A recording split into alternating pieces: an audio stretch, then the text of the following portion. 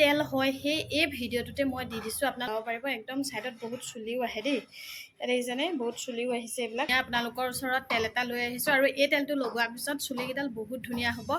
আৰু ইমানে যে ধুনীয়া চাইন কৰি থাকে চুলিকেইডাল, মোৰ চুলিকেইডাল দেখিছেনে কিমান ধুনীয়া চাইন কৰি আছে।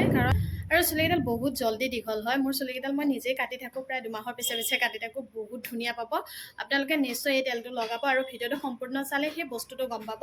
আৰু যিসকলে এই সমস্যাত ভুগি আছে তেওঁলোকৰ বাবে বহুত বেছি কিন্তু ভাল হ'ব।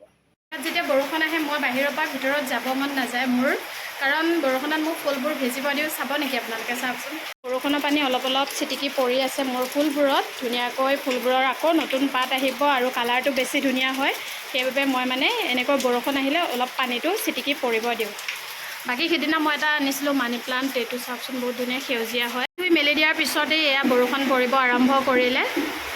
ইয়াৰ ওপৰত মিস্ত্ৰীয়ে কাম কৰি আছিলে, বৰষুণৰ কাৰণে ৰৈ যাব লগা হৈছিলে। মানে ইমানেই আৱাজ হৈ আছে এইকেইদিন, মই মানে বহুত বেছি অশান্তিত আছোঁ মানে। সেইবাবে মই যিটো তেল বনাইছোঁ বুলি কৈছিলোঁ, এইটো হৈছে সেই বিশেষ তেলটো। ইয়াতে মই সকলোখিনি ঘৰতে পোৱা সামগ্ৰীয়ে দিছোঁ। আৰু ৰ'জমেৰী আমাৰ চুলিৰ বাবে বহুত বেছি ভাল হয়। আপোনালোকে এনেকৈ বনাই 1 মাহলৈ ষ্ট'ৰ কৰি ৰাখিব পাৰে।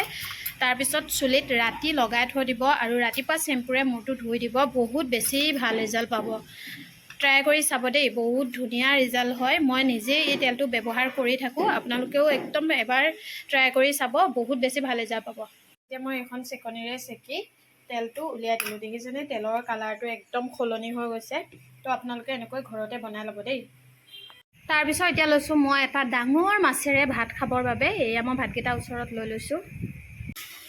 তাৰপিছতে মোৰ আহিল এটা পাৰ্চেল, আৰু পাৰ্চেলটোৰ ভিতৰত মই কি আনিছোঁ, গালি খাই থাকোঁ তথাপিও পাৰ্চেল আনিব নেৰোঁ। পাৰ্চেলটোৰ ভিতৰত কি আছে মই আপোনালোকক দেখাই আছোঁ। পাৰ্চেলটো এতিয়া মই ৰিটাৰ্ণ কৰিছোঁ, যাৰ বাবে মই নেদেখাওঁ। ইয়াতে মই দিছিলোঁ হেংগিং, মানে ৱাল ডেক'ৰেট, মানে এনেকুৱা এখন দিছিলোঁ।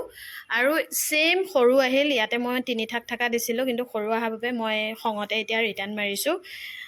এয়া দেখিছে দেই। তো এতিয়া আকৌ অৰ্ডাৰ কৰিছোঁ, ডাঙৰ এখন অৰ্ডাৰ কৰিছোঁ। তাৰপিছত মই আপোনালোকক দেখাম যে পাৰ্চেলটো কেনেকুৱা আহিছে।